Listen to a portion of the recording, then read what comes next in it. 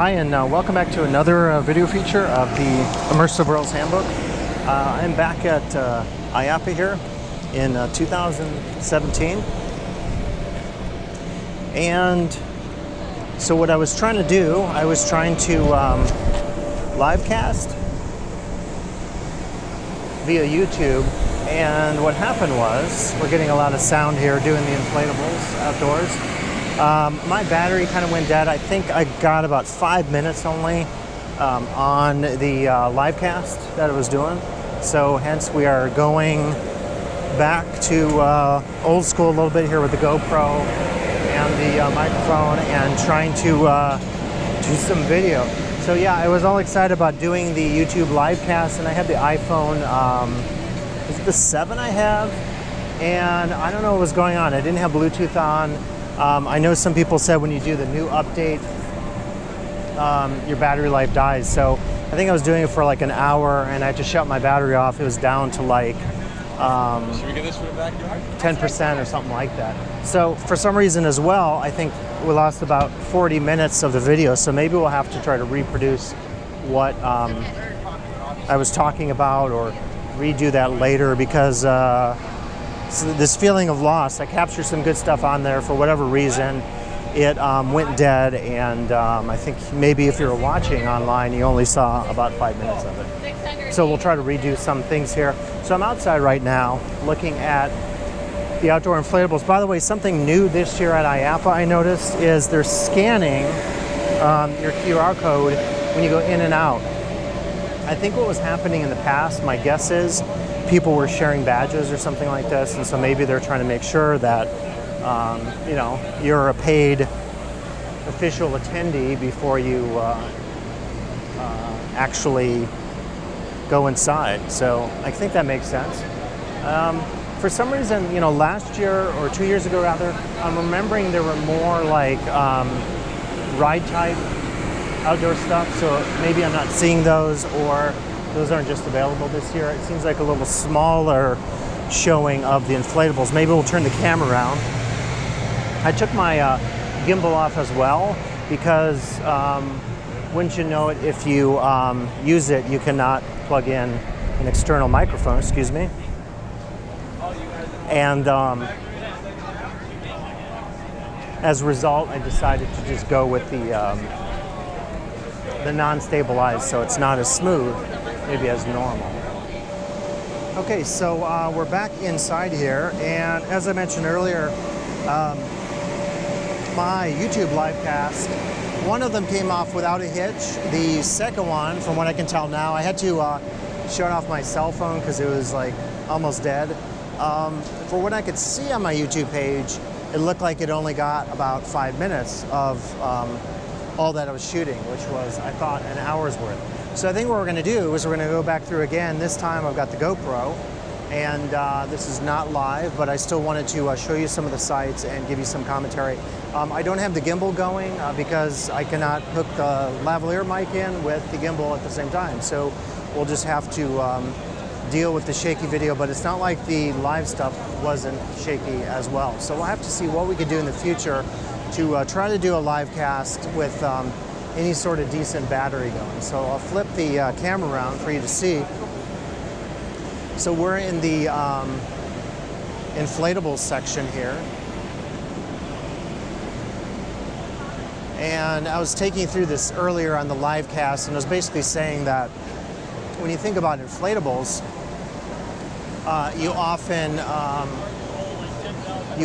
get, you know, something that's very that has a thematic potential to it, but is relatively cheap, and also it is something that is highly portable. So I think that's kind of key with you know, what you get with inflatables.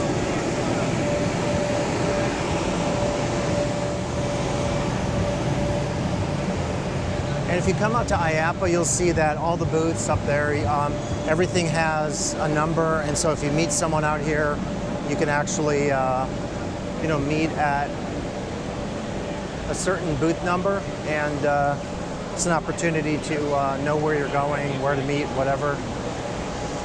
used rides. That's kind of cool. So it's a listing of all the various used rides for sale.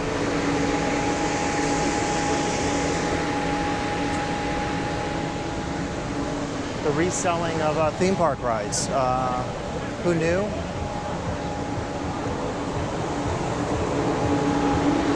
If you watched the show Rectify, Sundance show, you probably remember an inflatable sort of had maybe a symbolic purpose.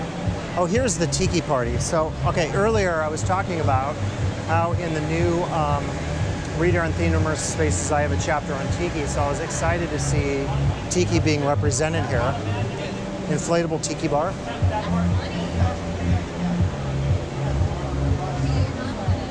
For those of us that study tiki, it's kind of an exciting find. Okay, so you see the no photography sign.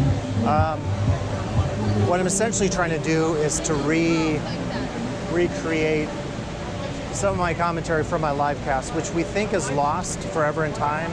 About at the 5-minute mark, it went out. If it didn't, I'm going to be surprised and excited, but there's a chance it's lost forever. But so you saw that sign. And I feel like I'm repeating myself because I said this once before, but I'm trying to redo some of what I said when the battery died on the iPhone during the live cast. If you saw that sign though on, listing the fact that it basically the sign said no photography, no photos. What I was saying earlier was that the sign really should say no social media. If we live in the world of social media, which most of us do, you realize that a lot of where you're going to get your expression of your identity, of a brand, of what you're all about, is via the world of social media. We're looking at one of the cool attractions here. This is like a ropes course, perhaps. You always see these here at IAAPA. In this section, you get these very big rides, and this you could see is very exciting for kids. So all the families of IAAPA attendees, they also get members of the public who attend are probably really excited to do some of these experiences. What I was saying about the photos, though, is if you live in the world of social media, then it's pretty much important, right, to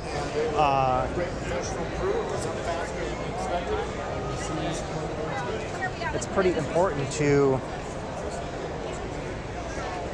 let your design, let your ride, whatever you're selling, right, your theme park, proliferate, if you will, in the guest consciousness. And one of the ways of doing that is we look at some bright LEDs, which are very cool to look at. But one of the ways to do that is to use social media. And so for me, anyone who puts a sign up that says no photographies, no video, they're not doing themselves any favors. I don't see the point of it. I love the mock-ups that you often see at IAAPA. Very cool.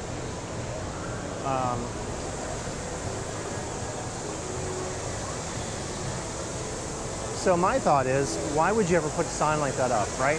Do you not want people to take photos and video of your attractions? Presumably you have a design patent on your attractions.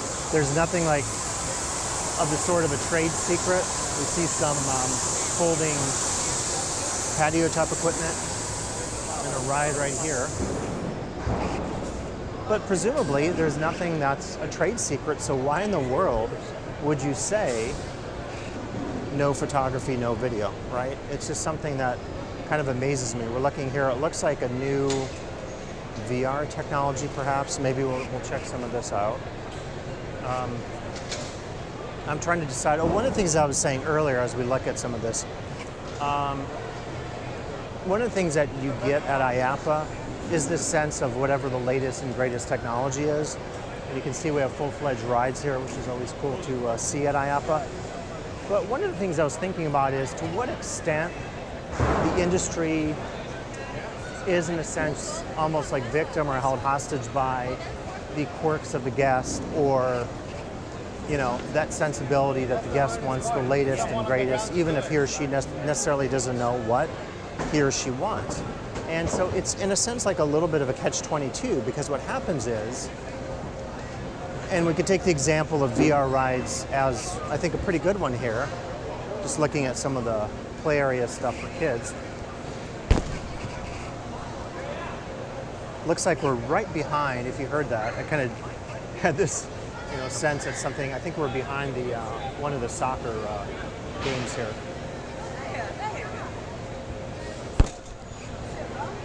It's definitely loud, so we'll move away from that. But if you are a guest and you experience whatever the latest and greatest technology is, and we could stay with the idea of the VR rides that are really big now. Like, let's take the world of roller coasters, and let's say that you,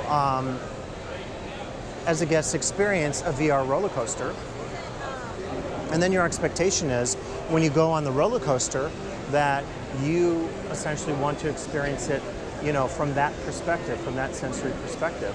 And so I guess my quandary about that is, then as more and more companies feel like they have to keep up with that particular technology, it looks like some kind of, there's a flying cotton candy. I got some video of that earlier, but we'll get it again. Flying cotton candy. I got on the live cast, and we don't know the status of the live cast, so just in case we shoot some new video. Here's the VR ride going, so let's maybe get a view of that. So, my thought is, like, if you're a purist, right? If you're a roller coaster purist, and you think that the experience of a ride should be the physicality of it, the visceral sense of it, the creaking, the shaking, like, think of a ride like the Beast at Kings Island in Ohio, then I think you'd be very much opposed to this sort of technology. And I'm not saying this is a roller coaster, right? But that tendency of giving people VR glasses and changing their experience of a roller coaster to a more virtual one, to an augmented reality one, I think is controversial. And what I really see it as in the industry is a confluence of two sides. One is trying to deliver what you're delivering to the guest, and this could be in a museum space, an interactive exhibit. And the second is whatever the current technology or sensory design happens to be. And if in the roller coaster industry that technology happens to be a focus on augmented reality or virtual reality, then the question becomes, are you having to give up on some of what your deliverables to the guest are or have been?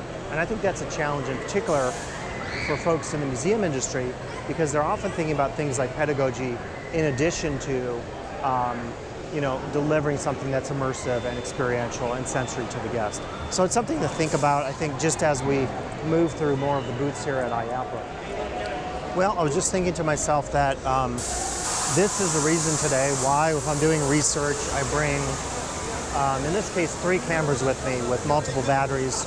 I had no idea the iPhone was going to do what it did, which was basically the app crapped out in the middle of the live feed, or at least I think so. We'll discover that.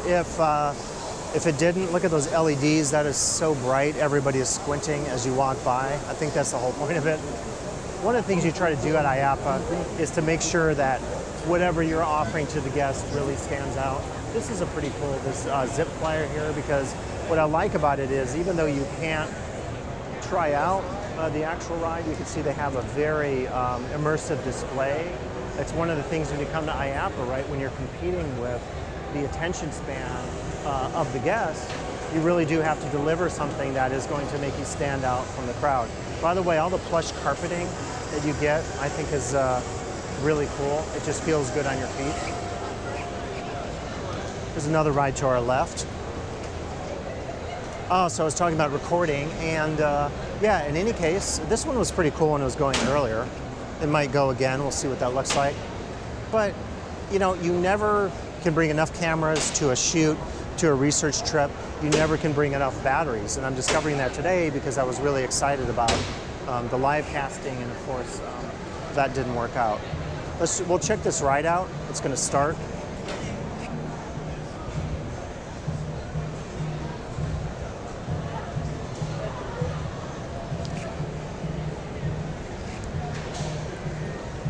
maybe we'll get a shot over here.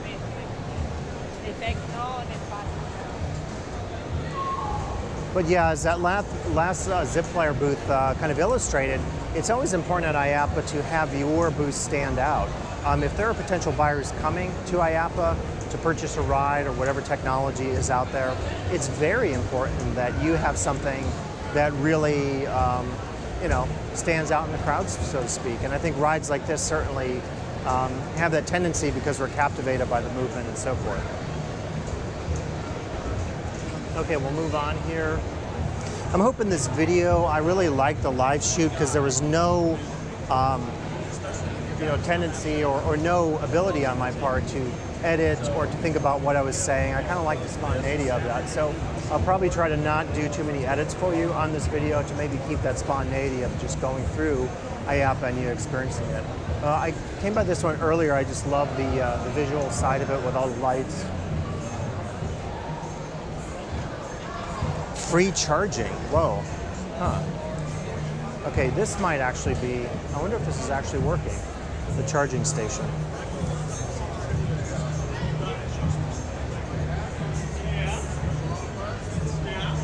I don't have a cord. I was tempted for a second. I was thinking I could charge the iPhone, I could still do a live cast, but then if, as what happened before happens again, the app would crap out on me and then I would be forced to do it all over again. So let's just use a GoPro because I can see that the thing is actually recording. Earlier I came by here, which is a high-def multi-sport experience.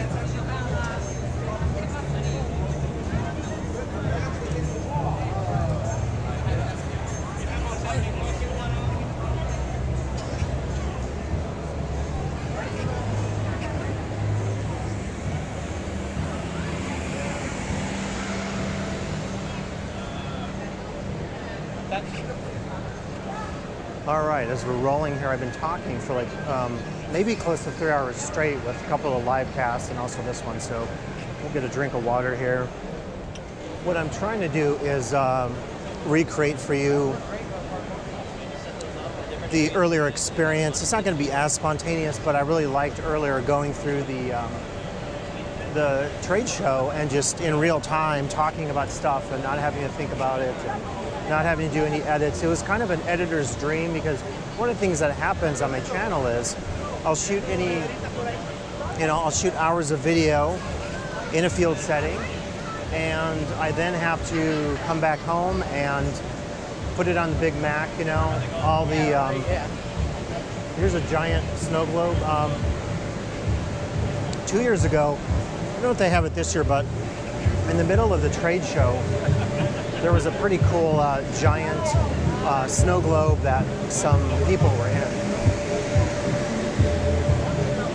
Oh, here's the dance club.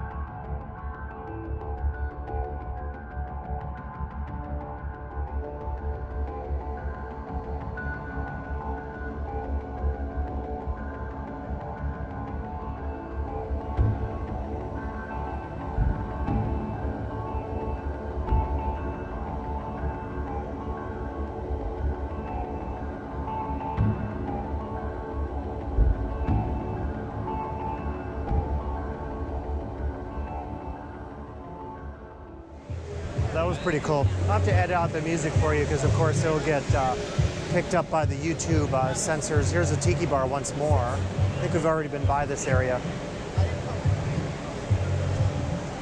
But yeah, so what I was hoping to do was to not have to do a video like this where I have to go home and do all the edits and spend hours thinking about, you know, where to cut the video and so forth. Trying to get through the crowds there. Let us go this way. Maybe I'll go back here. There's like a, this is, I don't think I got this before. It looks like an inflatable ship. There are two of those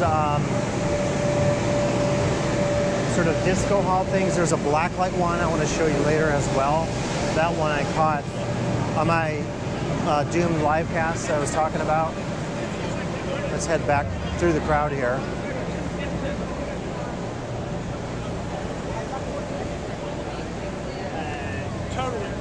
That's the thing about the trade show. Like before too long, you realize that you haven't seen stuff.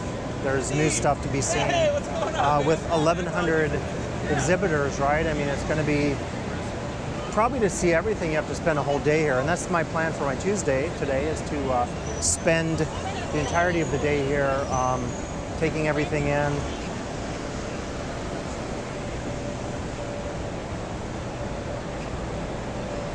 More inflatables. We got a lot of food and concessions always at the perimeter here at IAAPA.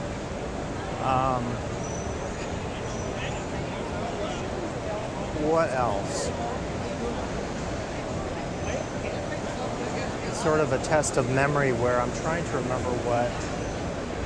This is like a battleship thing. I'm trying to remember exactly what I was saying in the live cast. I think when I saw this, I was talking about how there's always opportunities at IAAPA to stand out from the crowd in terms of just, you know, getting people to see your ride, your attraction, your technology. The competition for limited bandwidth being the consciousness of any guest or potential guest to your theme park, your attraction, your museum space, whatever it happens to be. We've got some miniature trains here.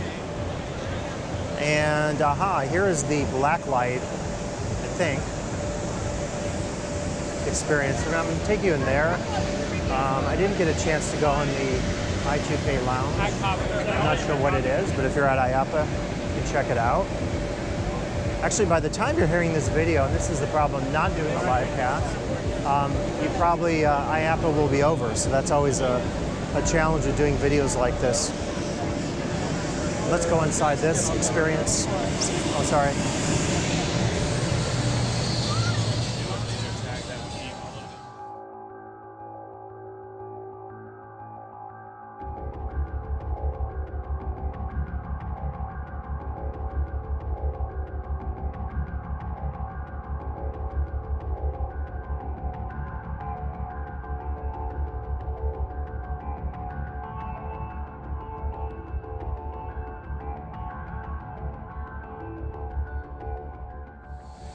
Interactive play systems.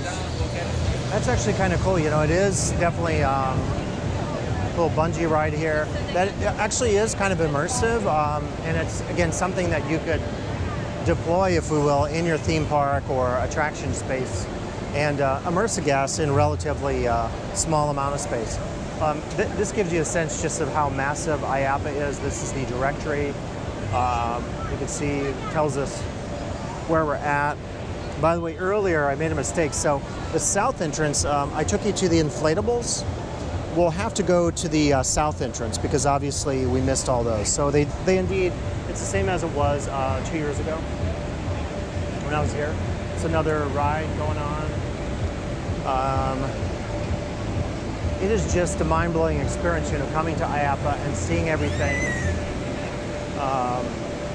ranging from rides to point of sale technology, you name it, right? It's all here. I hope the video so far isn't super duper shaky.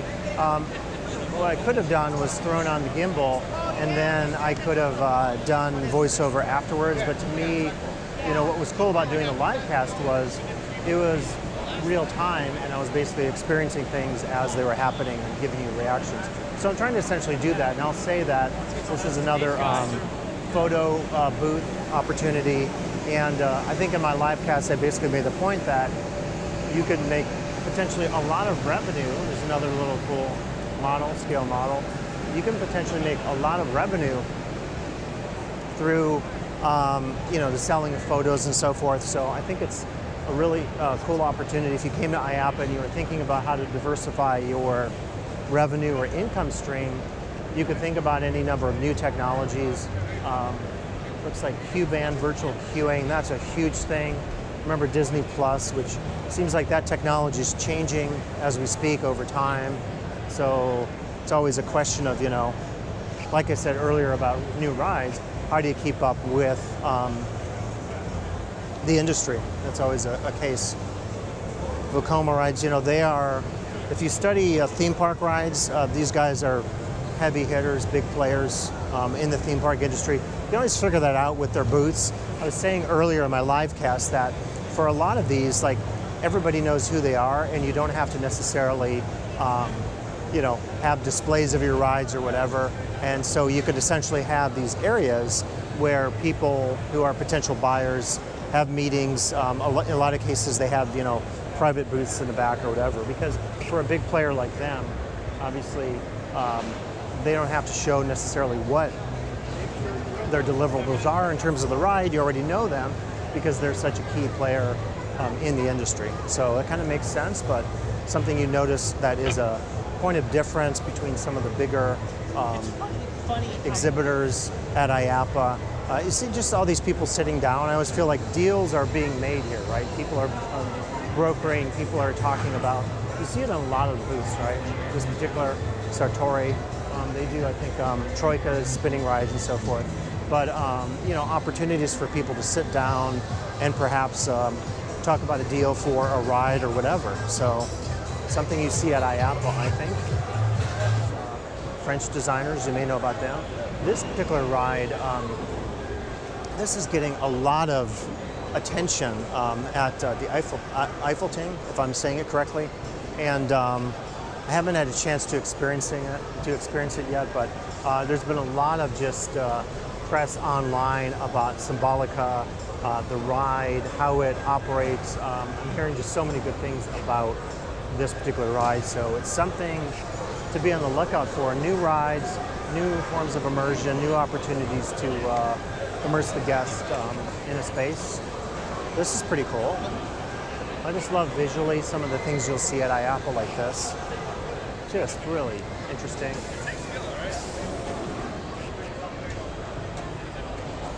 Like everywhere you look when you're at IAAPA, there's just something to be seen visually, right? And I think that's the point of this at a convention of this sort on this scale.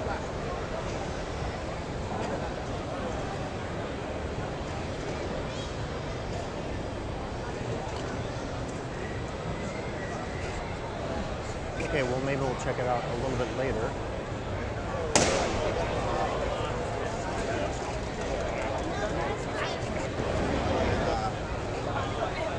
I think one of the things you can do when you're at IAAPA is, actually earlier, let me take you to the, there's some bowling games out here. Looks like bowling. Oh, no, this is actually, well, it says bowling, doesn't it? But it looks like someone is skiing.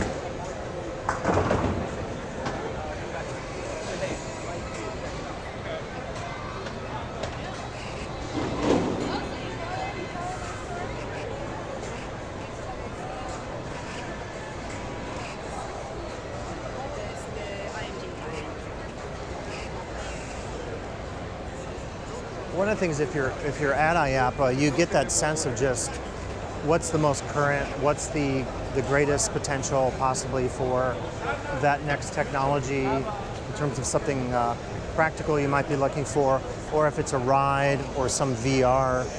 And you see so many more of these, even in 2 years. I have to tell you, like 2 years ago, there was certainly an augmented, you know, VR big component at IAAPA, but it's even more this year.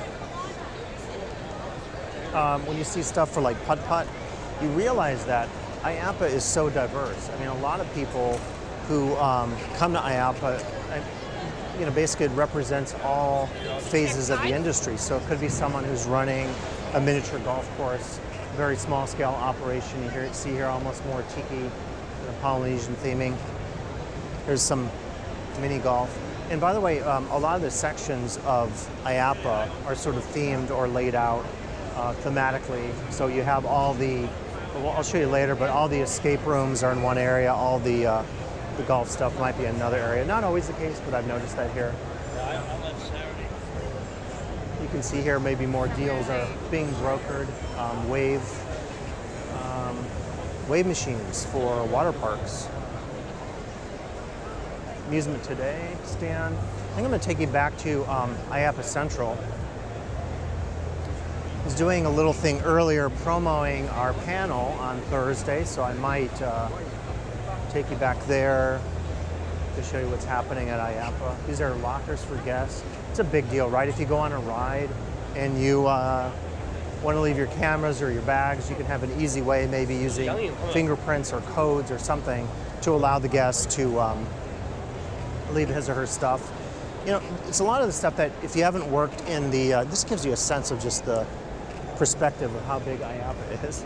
But if you haven't worked in the theme park industry like I have, I mean, maybe you don't have that sense of perspective of everything you have to deliver to the guest on a daily basis. I think sometimes we only think, you know, about the rides and we don't think about the really practical things that include lockers for guests to lock their stuff up in. Or maybe I'll show you later, there's a... My friend is leaving. I'm trying to see if people are turning in some sort of communication devices. But, you know, all those practical things that guests need, I think we have to think about, you know, the fact that those are important to the guest. So let me grab a copy of Attractions Management. Excuse me.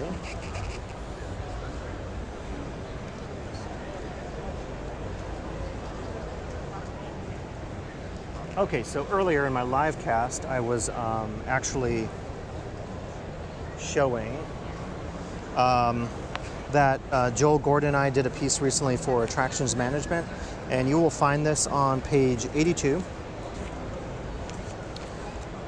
And our panel on Thursday, actually, we're going to be talking about the same subject, which is the use of the senses in themed immersive spaces.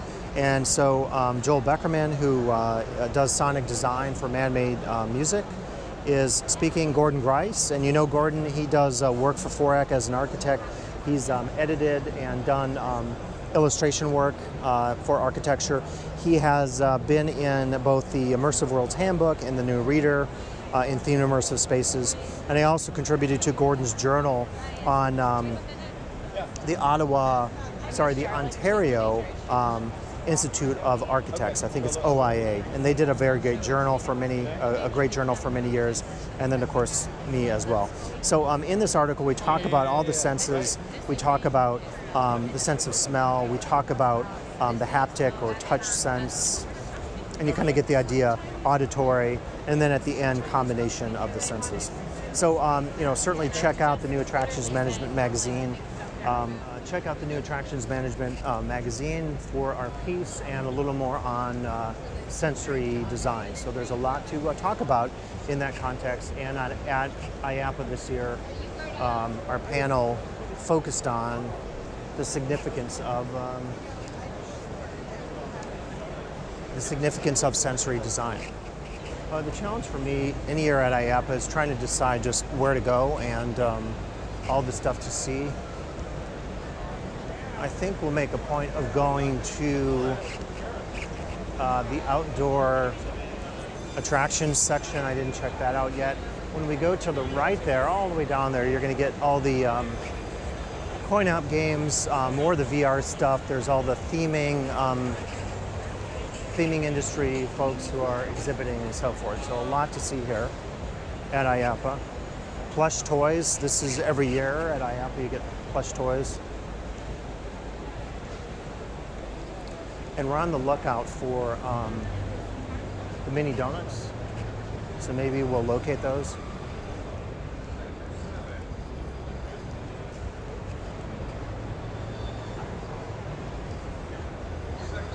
Oh yes, and we have, just because we can never have enough Trump.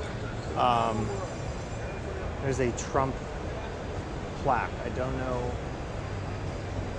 the purpose of that, but I guess, you know, next to Superman. Maybe there's something metaphorical there, Wonder Woman and Dean Martin. Or it could just be random.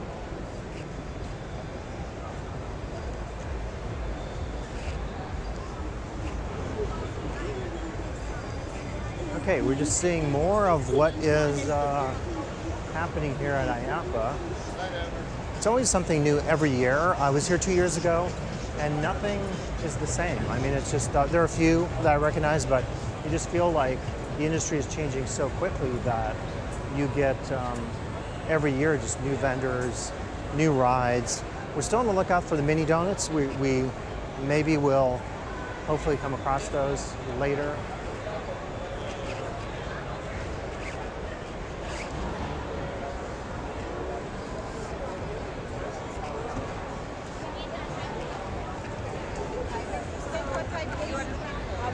Dipping dots.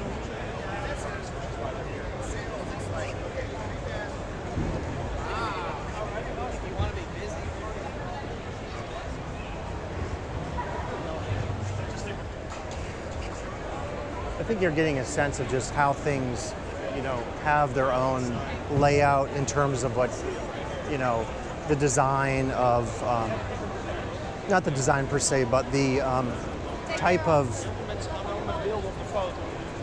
technology or product that you're offering or service that you're offering to a guest. You see those organized in logical sections or subsections here at IAAPA. So I think that makes sense, right? It makes it easier. I keep thinking that I missed some stuff. I'm sure I did. So I think we might go all the way back. Just get a sense of more stuff going on here. I do want to make it back towards IAAPA Central because I think I missed some stuff. We saw this, the wave machine. We're seeing more LEDs. They're so bright, aren't they? Lighting is such a big deal with immersion of the guest. You have to think about lighting as an opportunity to really increase the visual appeal of the story, of the narrative you're developing. You're basically, look at this, the National Amusement Park Historical Association, Park World magazine, pretty famous.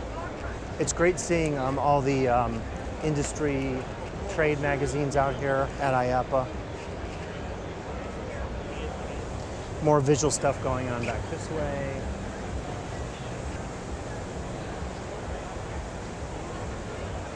It's pretty much laid out on a grid, but I'm always getting lost only because there is so much to see, and a lot of times you lose like a point of reference. In a theme park, you can always locate where you are or where you need to go by certain key attractions, what Walt Disney called the weenie, of course.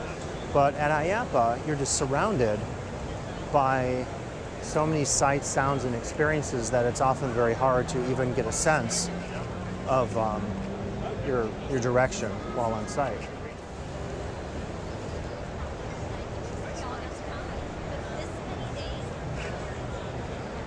Okay, so I think we're in new territory here. It looks like. I don't remember this.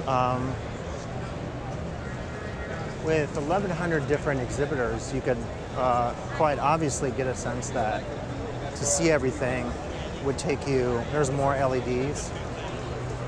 I think, the better part of a day, if you wanted to talk and experience everything, you would almost need like 2 days to do this, just because of how massive it is. And depending on the exhibit, potentially, you're going to spend some time like this one, experiencing the attraction and so forth.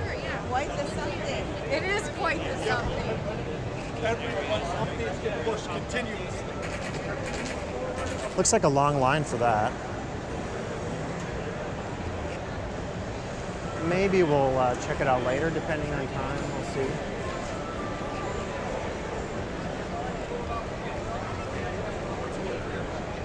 Barrier-free entry control. Again, you see the practical side of the industry when you see stuff like that. A lot of people just think of rides or themed attractions or immersive VR games or whatever, but the very practical thing, walkie-talkies, right? I mean, it's not the stuff often that we think of that actually delivers what you deliver to the guests. It's often the very practical things that we often forget about if we're not part of the industry.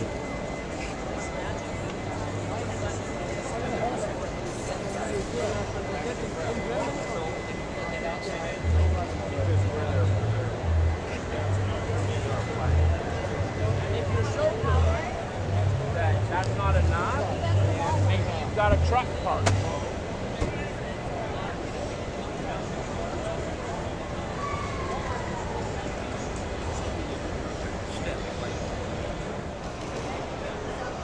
All right, I'm retracing my steps.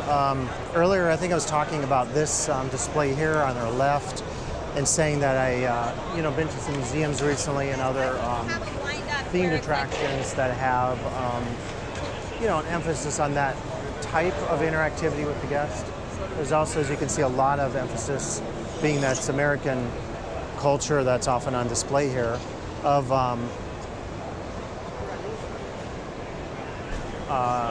displays of weapons, right? I mean, it's a big thing in American pop culture,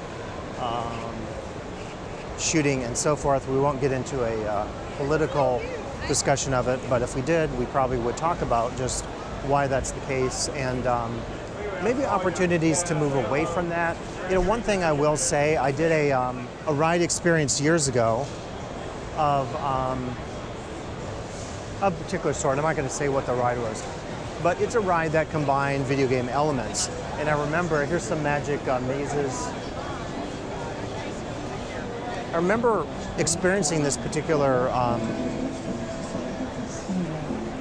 ride with some other academic researchers of theme parks, and we all had a similar experience, and that was the idea that the ride was moving away from, here's more shooting stuff, the ride was moving away from being a ride and being more of a video game delivery system. And you see that, I think, with new technologies coming out.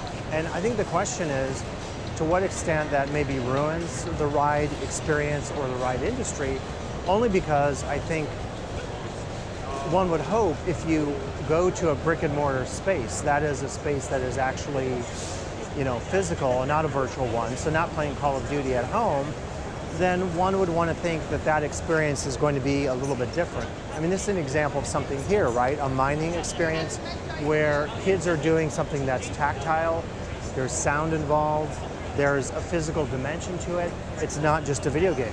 Who would want to play a video game version of mining, right? It would be the most boring thing. And that's what I worry about with some of this movement more towards virtual reality and augmented reality.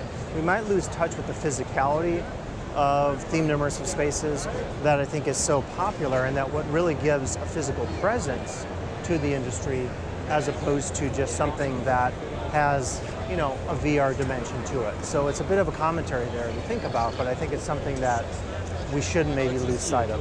So we're passing by the mining experience here. By the way, this 3D on my live cast, I was focused on this 3D experience. This is really quite, if you make it to IAAPA in the future, check this out.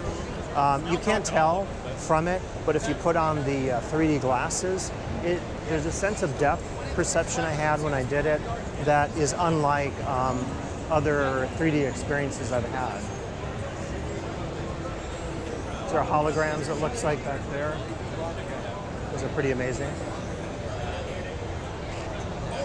But with that 3D experience, in some cases, don't have an expansive sense of depth, like there's one dimension of it. And that particular VR experience, or rather a 3D experience, I thought had much more of a expansive depth perception to it, at least when I tried it out. So,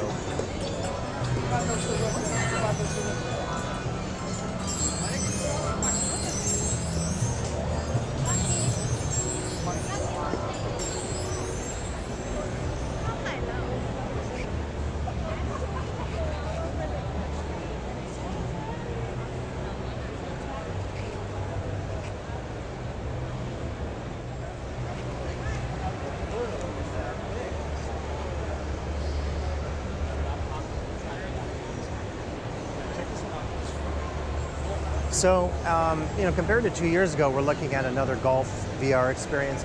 Like 2 years ago, I didn't see as many of the VR augmented reality type of rides or attractions. And I think that says something about how the industry is moving in that direction, right? I mean, people, I think, are coming to expect much more of the technological, the virtual, augmented, immersive.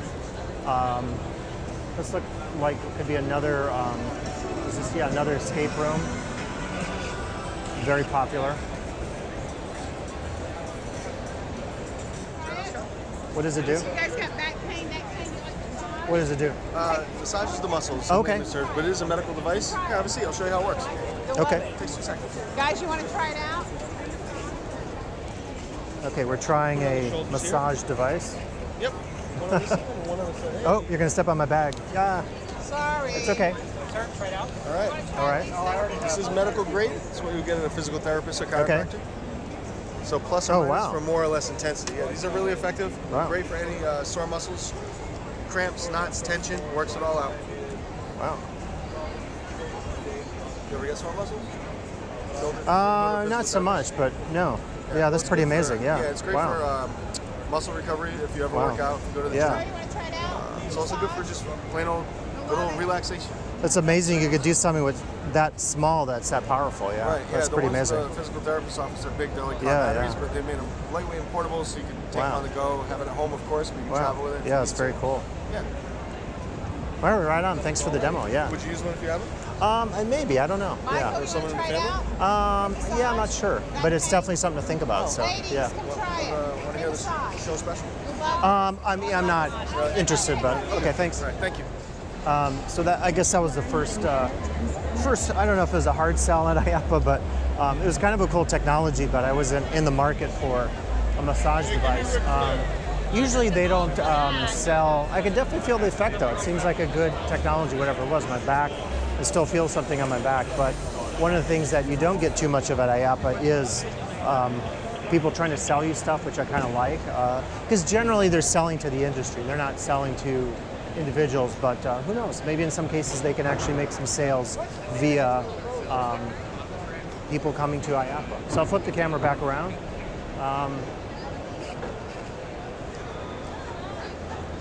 More escape rooms. Recently I did a video actually on an escape room. My first escape room I experienced in South Lake Tahoe, so you can check that video out on YouTube as well. Okay, so we're going to continue the tour here of the IAAPA trade show. I just put in a new battery. If you heard my earlier video, I was talking about how my live cast failed and how I think I got 5 minutes of it. So you'll see the first 5 minutes and then that's it. But the app failed and then the battery also went out. So I don't know what happened with it, but I'll have to see in the future with live casting if I can maybe come up with a different approach or something like that, something that's going to be a little more reliable. That happens, but unfortunately the spontaneity I think is a thing that you get with live casting that you don't get maybe with doing the old-fashioned way today. I'm trying to. All right, we are going live here at the IAAPA trade show. Yeah, I guess. Show our badge to get in. Hi. Thank you. All right, we're official. We're heading in. At the lavalier, I think it worked out okay on the last go around, so I think we should be okay as far as sound.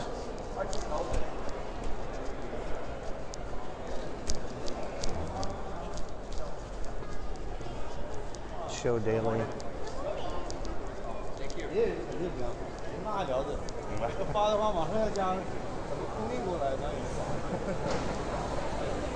All right, we're heading inside.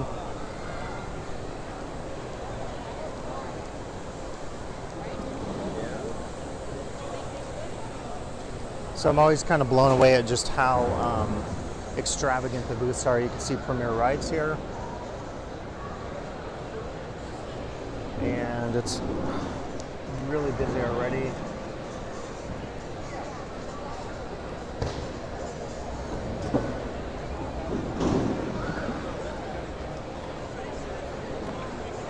Football.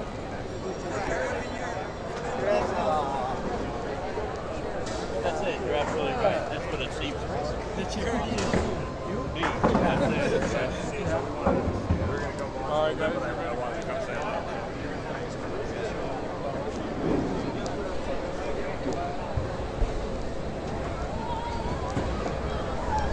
When I was here last time, it wasn't this busy. Of course, I wasn't here on opening day, so it's crazy busy. Same thing. You get the real experience out here going through the crowds. I love seeing the little scale models and stuff. Ropes courses.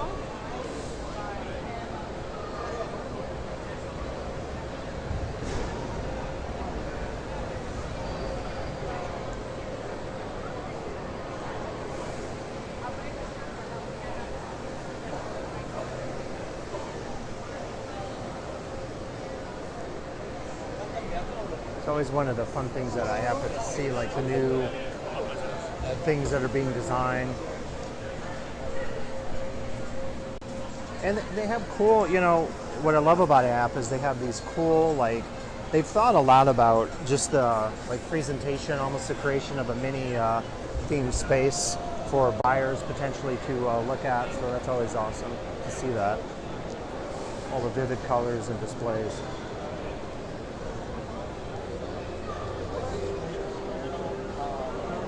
On this model. So this but more than likely it's going to be right through this section. We're going to do a reveal. We're going to give you Yeah, but here it is. All right, so I think this might be the, just the fact that it's opening day, it's so crazy busy. People everywhere.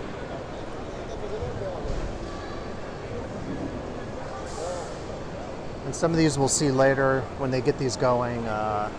It's always fun too, right? You get to preview the newest rides. I like doing that myself with the VR stuff, and there'll probably be long lines. Looks like there's a new one here. iRide, panoramic flying attraction.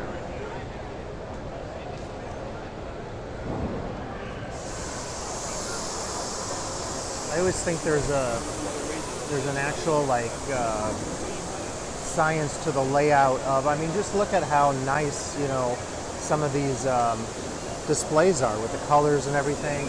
I mean, there's a whole science, right, behind like just the layout of a booth at an exhibition, and you can see why, right? I mean, if you are trying to display your ride, trying to display your latest technology, you can see why it's important to have an attractive thematic design.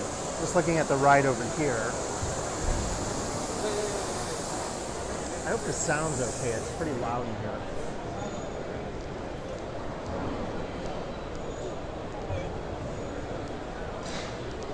Flying cotton candy.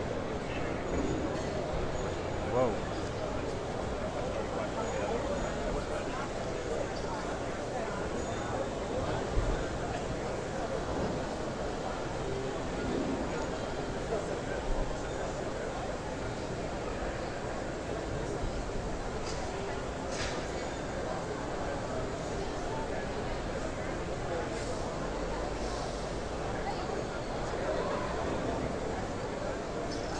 That is amazing. Look at that, flying cotton candy. Whoa, that's awesome.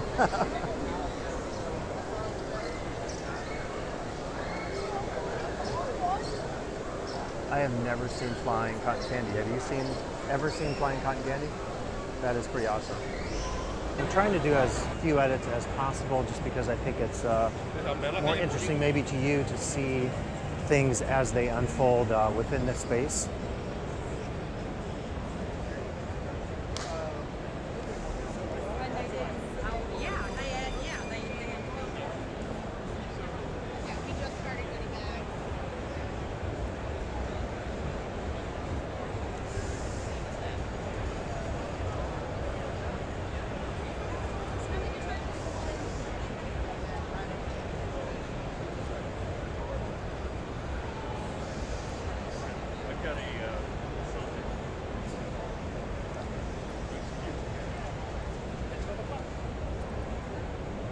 Okay, we found, here we go.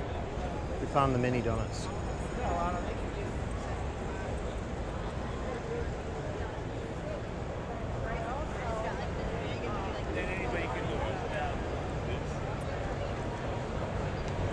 So every year I come to IAAPA, I'm always raving about the mini donuts, so we will get a taste here to confirm whether or not they're as good as they were before.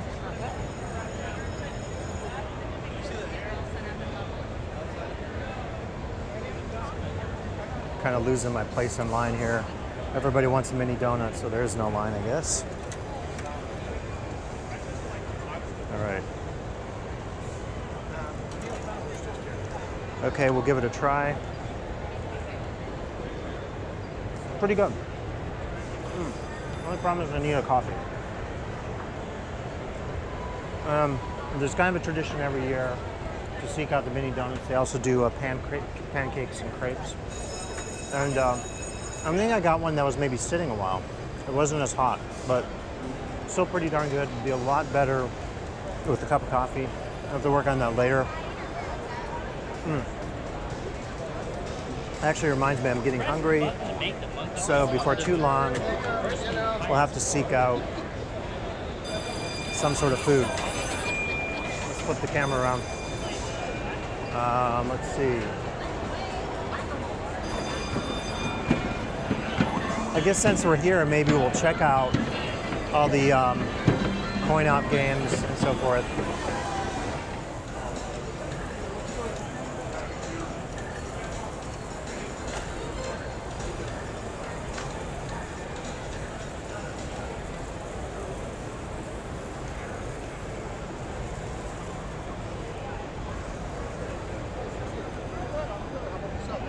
I have to say, every year I come to IAAPA, you know, I go through the whole trade show, but I don't know, plush animals. I could see if you're operating a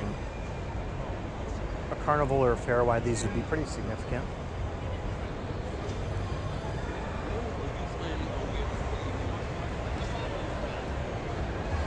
I don't know that side of the industry, but my guess would be that that's a pretty profitable operation. It's one of the many refreshment areas you could see at the back of, where are we? This is the South Concourse. I think this is where we came in. Maybe this is where we started, or it might have been the other door actually.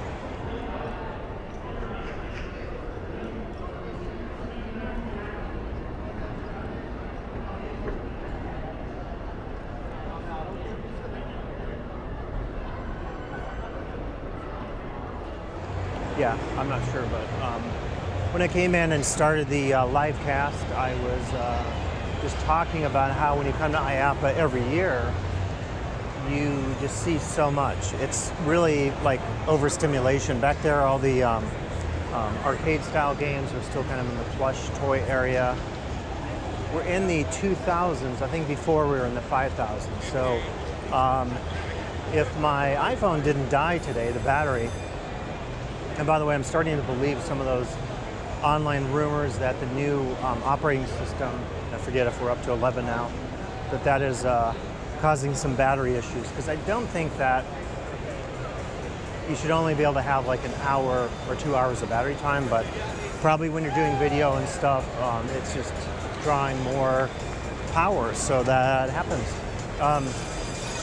But we're, I think, still getting that sense of something spontaneous, experiencing in real time. I'm trying to just do this all without any post-production commentary, because I want to give you just a sense of what IAAPA is like as you experience it in real time.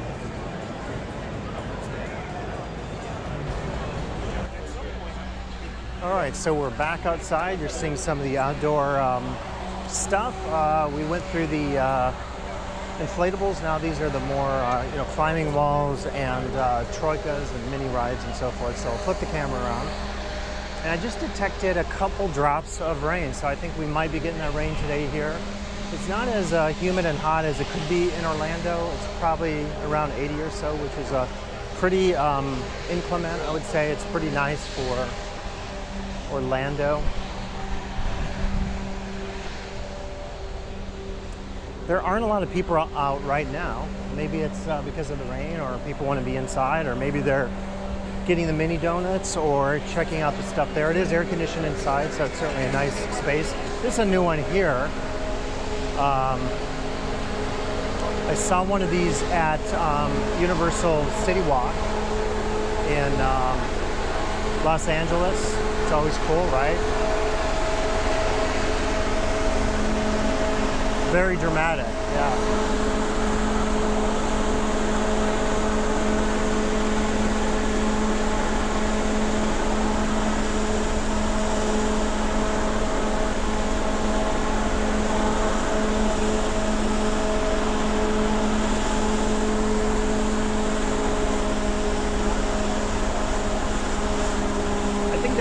This kind of ride reminds us of how, theme parks, I think, have to capitalize on, attractions that envelop, that wrap up the guest in that space, whatever that is. I mean, I think if everything becomes a VR situation, some sort of simulated reality, then I think something is lost there. I'm a big proponent of the fact that theme and amusement parks have always, World's Fairs, of course, not so much anymore. The midways are gone, unfortunately. But theme and amusement parks have always, used opportunities to get the guest involved in the space and not just to turn it into some sort of video game experience, a glorified video game experience. So I think that's really important. I think it's something that's being lost. I see someone back there really, wow. You just see them really, look how high they are. Amazing.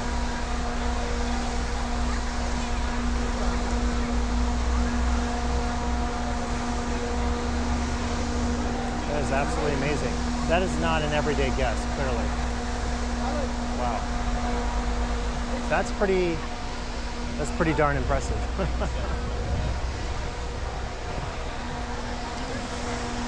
That is definitely not just some everyday guest, right? Very impressive stuff.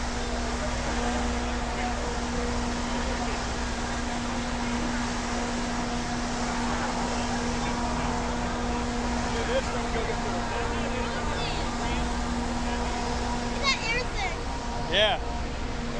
All right, so I think that I think we saw everything kind of wraps up the outdoor space. Again, we can marvel at the aerodium, if I'm saying it right, but it's one of the many amazing technologies we see this year at IAAPA. And just look how high that guy is getting. He's actually walking. That's quite impressive, I have to say. Well, let's go back inside to see a little more of the trade show. Okay, firing up the GoPro again. We're at the game area. All the various gaming technologies behind us. We got more bowling, it looks like. As you can see, this is always popular.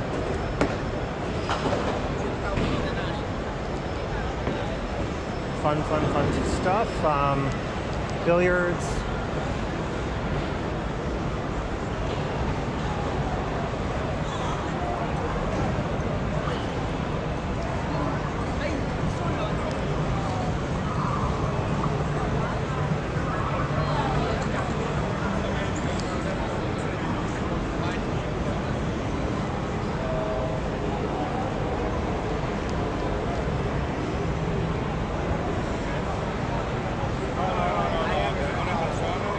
Again, giving you a sense of how massive IAAPA is, just looking down all the way. That's where we came from outside, looking at some of the outdoor exhibits. I'm always just blown away at what it takes to run something like this. Well, that's kind of cool, a little hologram technology. You might want to take a look at this.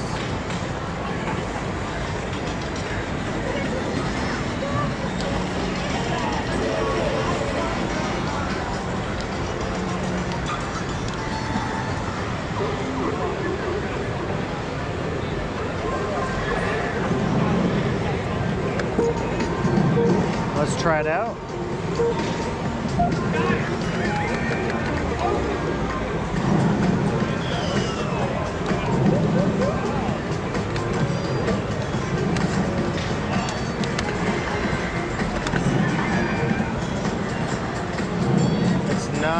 easy as it looks.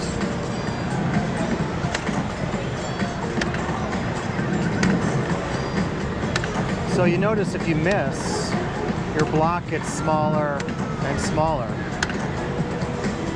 There's no way I'm getting to 30 some more. Not gonna happen. Oh, oh no. Oh, wow. That was actually kind of fun. You know, like if you missed it by just a little bit, you would, your block got smaller and it was harder and harder to actually get it balanced or time it right to get it on top of the other block. But anyway. Wow, USPS.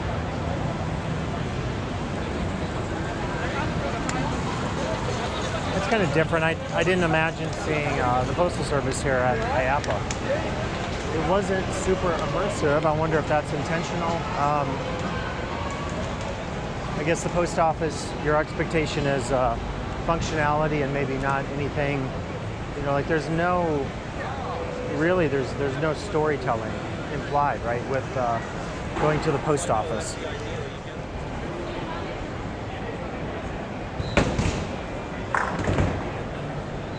We have more mini bowling. I think just over here we'll get to the theming cube or cluster. I have a little step area with a house on the other side. You just see everything, right? I mean, you never see this anywhere else where you go from like a VR exhibit to Live Oak Bank or the USPS or any number of other things you see here. The plastic, ubiquitous plastic ball space. This one looks like maybe it's down, I don't know. Huh. It doesn't look like it's working. Hey, we got more tiki. It's our second tiki sighting of IAAPA. I'm not counting the, it's a pretty cool display. I'm not counting the Polynesian thatched hut.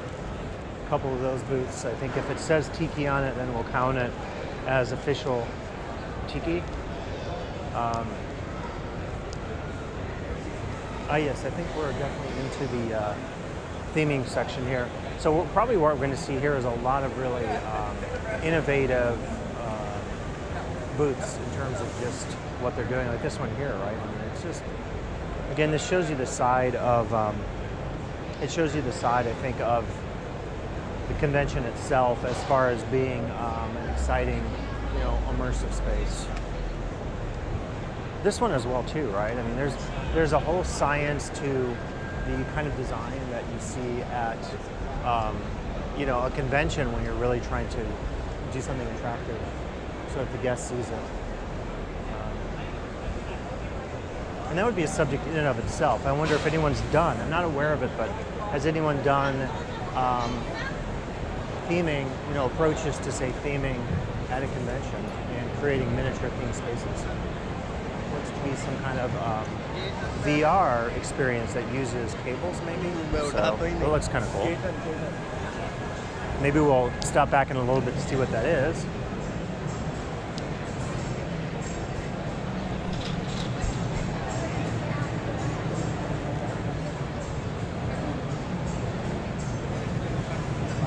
Natural looking trees, more coin-op games, arcade games. There's a lot happening here, and maybe that's, oh, it looks like this is the mini food court. I just got some food and it was really crowded, so you can see that it's the same here. This is kind of interesting, custom design maps, which is a whole other side of the industry. I think if you saw my video on the book display here at IAAPA, maybe you remember that. I was talking about how significant maps are in terms of the industry. So it's not surprising to see a company focused just on designing theme park maps. So yeah, you get a real perspective on how massive IAAPA is here.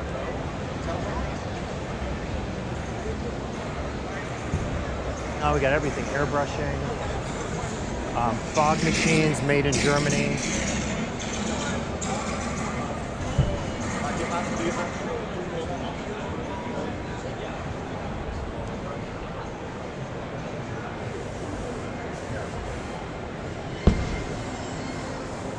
Boy, the sound of those soccer balls hitting is kind of loud, right? So, assuming it's a soccer ball. Go back down this aisle. So this is kind of, I think, where the industry is at, right? In a lot of ways, you see this particular booth here with the VR focus. It looks like there's a boating experience, and I'm trying to see what that is. Looks like a, what do you call one of those? Not a hoverboard, but yeah, I mean, this is really where I was recently in Portland, and they actually could have used this very boat. So I was at the World Forestry Center, and they have a little experience there where basically it's like you're riding on the rapids. But I'm looking back at that experience there. You essentially are in a boat. The boat doesn't move. There's a little bit of technology where you can actually you know, you could print a photo and someone could buy a photo, but there isn't movement of the boat, and it's basically a old style film screen. This is pretty cool here. It's very visually appealing, isn't it? That is very cool. Wow, more cool. If you study visual design, you should certainly come to IAAPA and just check out, you know, the different booths, which ones are more compelling and interesting compared to the others. But anyway, this thing at the World Forestry Center, so they have this experience, and I was thinking they could use that ride back there because you have a static ride device, the conveyance device of the guest, and you, you know, have an old style film screen. So when you get into VR in that context, I'm a big proponent of it. Again, my thought is, if you become too reliant on the technology, too reliant on VR as an end in and of itself, and not focus on whatever your deliverables, if I can say that, whatever those are for the guests, then you're losing sight of, I think, what makes the industry so compelling, which is telling stories, right? Narratives of various sorts that guests experience in three-dimensional space. You can do that with VR. As we look at another, these are very ubiquitous, these soccer, goalie games and so forth. But you have to always focus, I think, on the storytelling and not lose sight of that and get wrapped up in the technology in and of its own self, for its own self, and so forth. I was mentioning years ago being on a ride, and I didn't mention the ride because I don't want to throw shade. It was a really good ride, but I think it played more as a video game and less as a theme park ride. So I think the best experiences when it comes to blending VR technology, and we're seeing more and more of this, you know, variations on classic shooters and so forth. As you see more and more of this, I feel as if you have to really figure out that balance between the technological immersive side, the sensory side. I mean, 2 years ago I was here and there was a ride that spun you upside down, had a virtual component with goggles, and also sprayed you. So there was a haptic dimension of it. This is a throwback here. Let's look at this Atari display.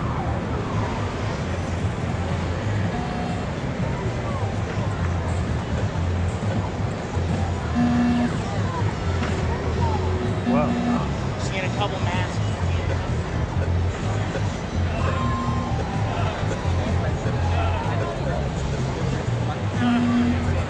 That's pretty cool.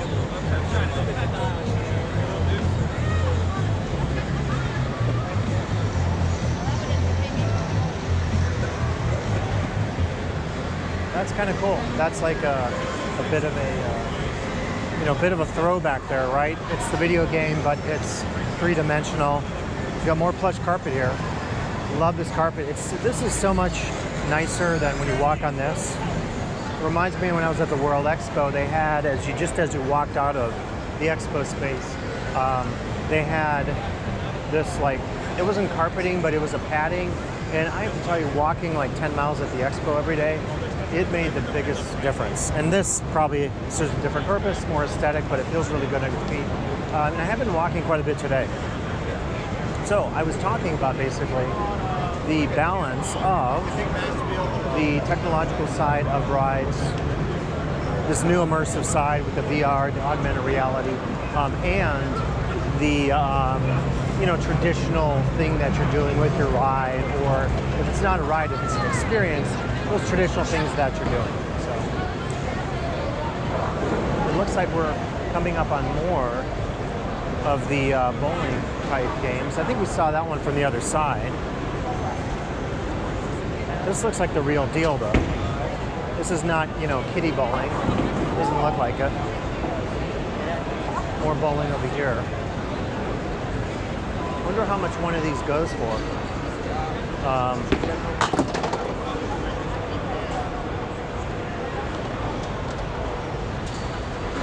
They don't typically list the prices. In a couple cases you can see the prices, but there's some more stuff we're taking a spin looking at. Looks like a fishing game over here.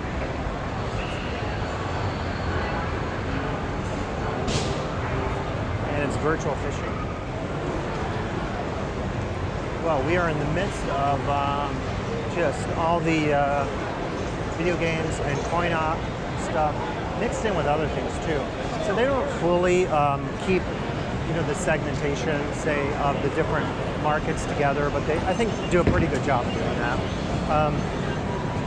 Personally, my preference is probably if they mix things up a little bit, because then you can see a little bit of everything. I don't know how many people go through the entire trade show as I do, but if you do it, you definitely need a couple of hours. And again, all I'm doing is mainly going through and just getting an overview of the spaces. That's pretty cool visually. There was at MGM in Las Vegas, they had like a Pac-Man machine.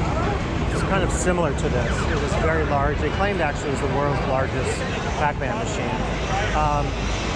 So one thing you don't see is a lot of, say, the casino industry here, right? Different convention, different conference, but you do see, I think, potentially within the casino industry, some drawing in, not of this stuff per se, but if you go to Level Up at MGM, then essentially you might see that some of this does begin to parallel the casino industry, or the casino industry is starting to parallel what we see with more traditional video games or arcades, because adults like to play as well. I mean, there's Dave & Buster's, there's another traditional ride back there. But, Dave & Buster's is its own thing, has a certain audience, a certain market, and so forth. The fun thing about IAAPA is you can just try anything you want. Oh, and this is traditional. Yeah, so we're seeing this too, right, where it's a traditional. Try it again here. So it's shooting real balls, but then you also have the video element of it.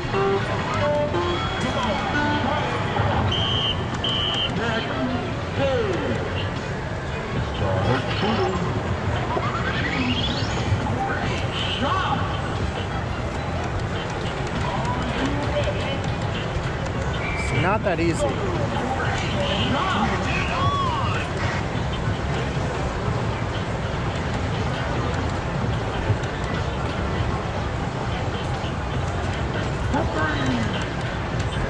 It's actually, wow, it's actually really hard. I was never good at those games as a kid, and I'm still not very good at them, obviously. So, what else do we have going on here?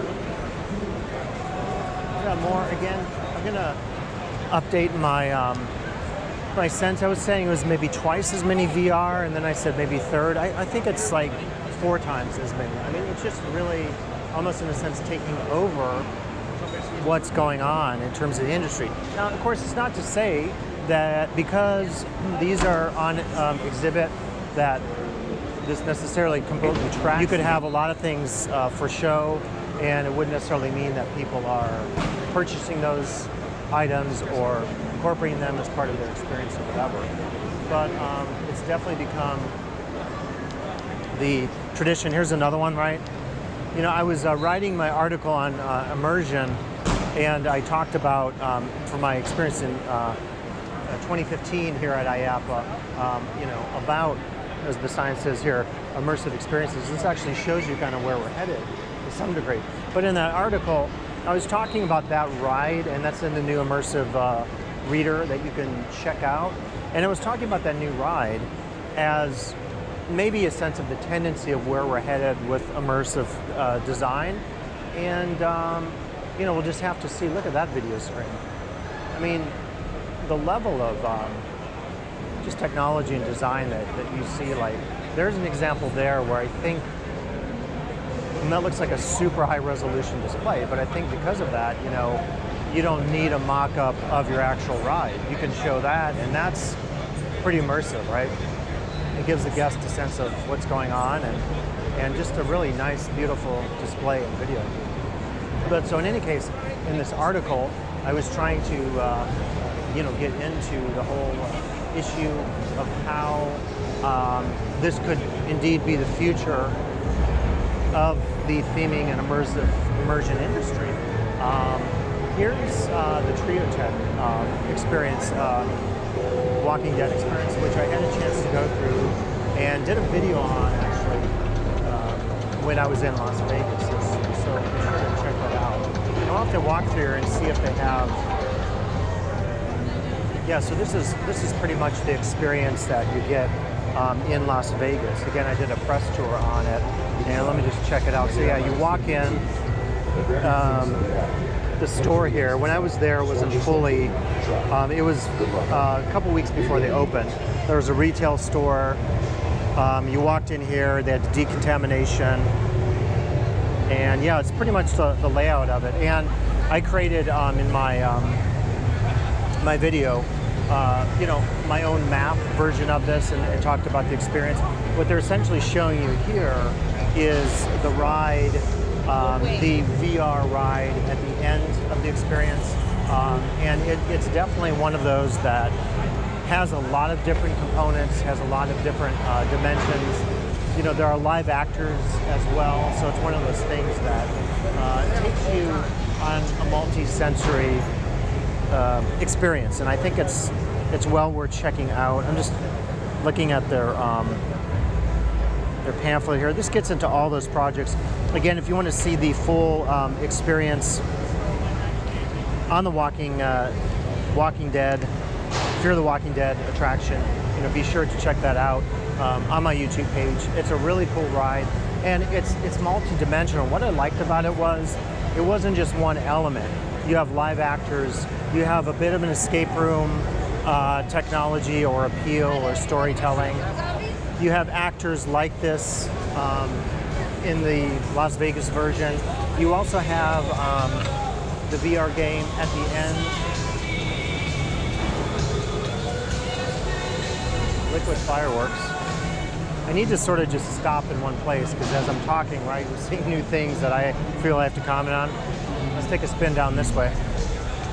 But with that Walking Dead experience, there's the escape room, there's the live acting. There is the side of, this is actually pretty cool.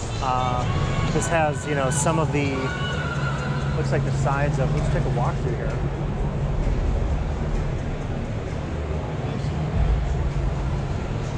I kind of like how they focus on the, they have the greatest hits here, and they have the various phases of, you know, going from concept design, show development, schematic design. Phase 4, installation.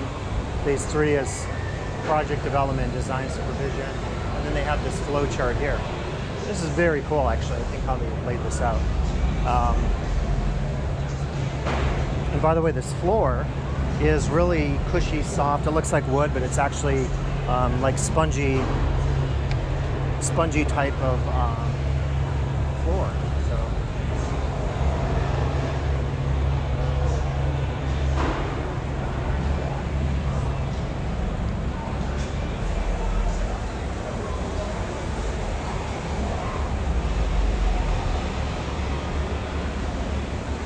And it looks like we're at the, I didn't realize, I didn't see the sign, but this is the Goddard group. see there. We've done a lot of designs over the world, all around the world. So.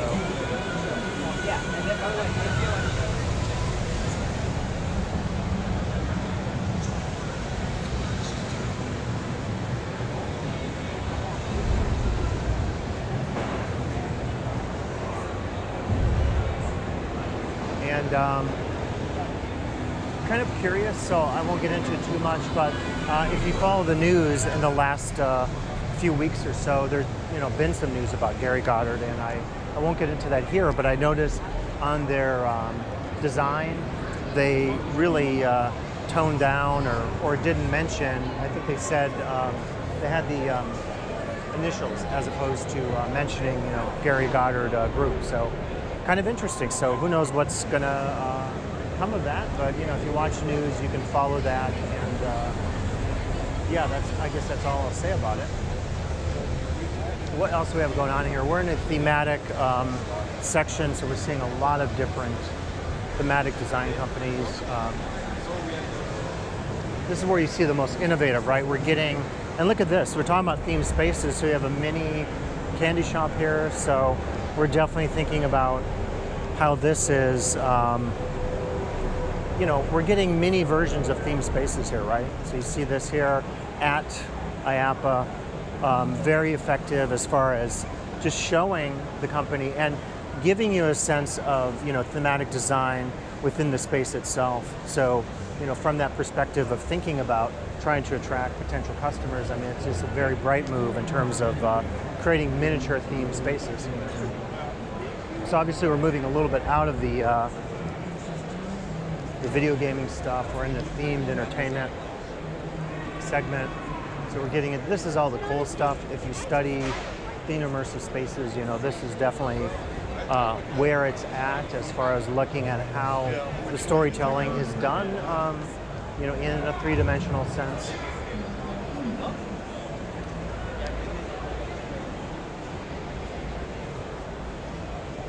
We see elves, I think, as well. Theme builders. Another escape room. Those are very big. Not as big as, it seems like, VR technologies, whether adapting classic rides with VR or standalone VR immersive rides, those are definitely, I would say, at the top as far as interest. If you just look at the number of folks exhibiting here, here's another one.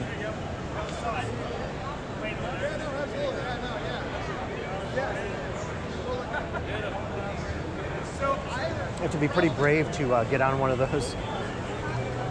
In some cases, I would offer, right? I mean, you have to.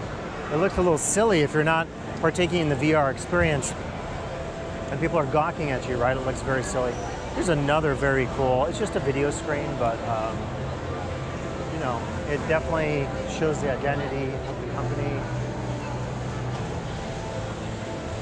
Here's another one with one of those really nice screens and has, just a very basic, some brochures, but doesn't try to do a lot as far as showing you the actual ride other than through the video. Here's some additional fabrication stuff. On the left here, we've got another, it looks like VR experience of some sort. People just mingling around. There's never anywhere to sit. If you get lunch at IAAPA, you have to just sort of make do with what you can. Eating on the carpet, wherever you can find a spot. And it's been busy all day long. It's a Tuesday, first day. In the past, I've been to the trade show on later days, so it's not. In the past, I haven't seen as many people. It's certainly busy. I love the little mock-ups of rides. Very cool stuff to see all this. Dark ride company here. Wow, look at this. Now that is a booth, if you've ever seen a booth. Wow.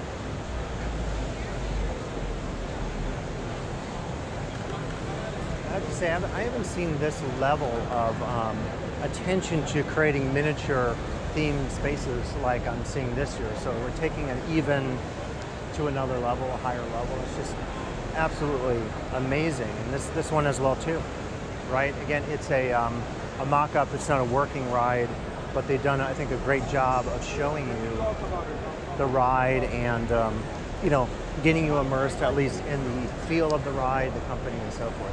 There's another VR experience.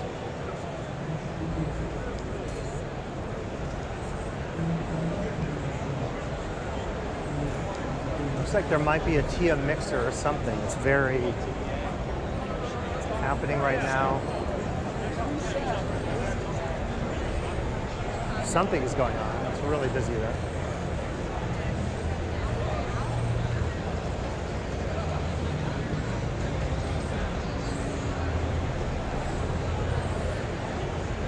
Robotics, audio animatronics. Of course, audio animatronics is the Disney patented name, right? But I think we all often call every robotic we see in theme parks and audio animatronics, even though they are not that. This looks like another escape room, but maybe with some additional VR components. And that could actually be pretty innovative and I think interesting if you think about bringing in some of the technology with the traditional, I mean, it hasn't been around that long, but the escape room technology. This is pretty interesting, this steampunk looking ride here. I didn't see this before. We're at the Mac booth. I took you by, but I didn't see that before. That's just really amazing.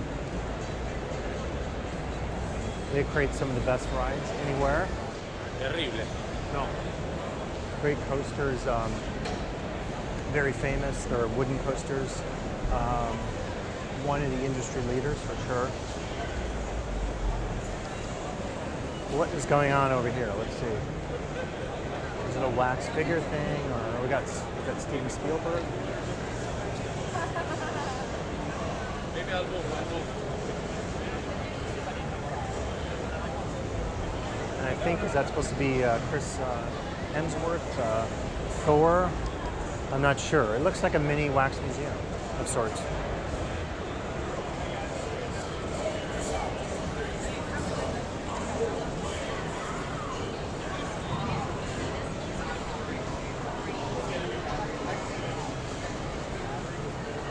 That's kind of cool. Again, showing these mini mock-ups of possibilities for design spaces.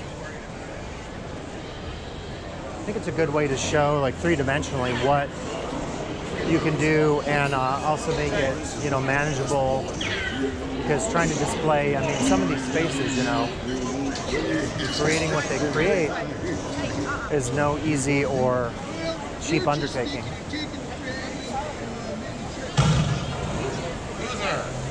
Could you fetch me another bottle of rum? The last one was wondering what to do. Let me break it down for you, simple-minded cat. Hey, you two, grab your weapon and battle your way for the dead man's quest to escape the pirates' lair. Or just stand there like a slack-jawed, bewildered field rats that's Phoebe.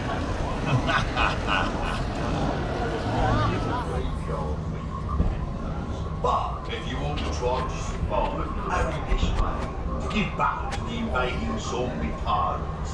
A word of advice before you start though.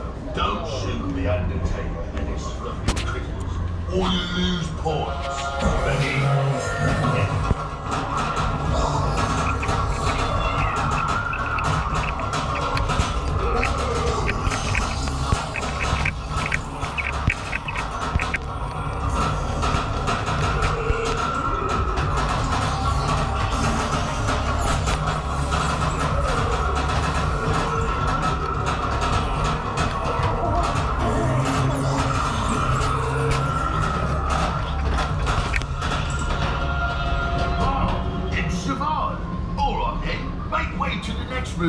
Hurry now! Very nice, my friends. Oh yeah, that's pretty cool. Those stinky piratas will not get you today.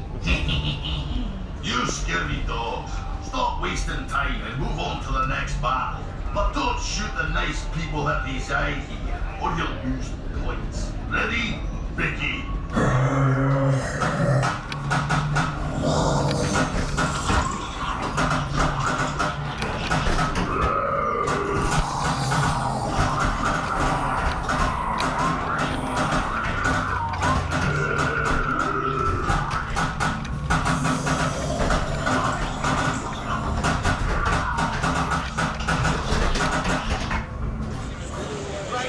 haven't done, the last IAAPA I was at, I did one of those walkthrough experiences, and have to see if we do any of those this time around, but there's a lot here to see.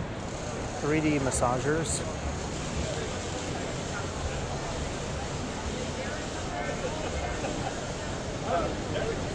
Just using it for YouTube.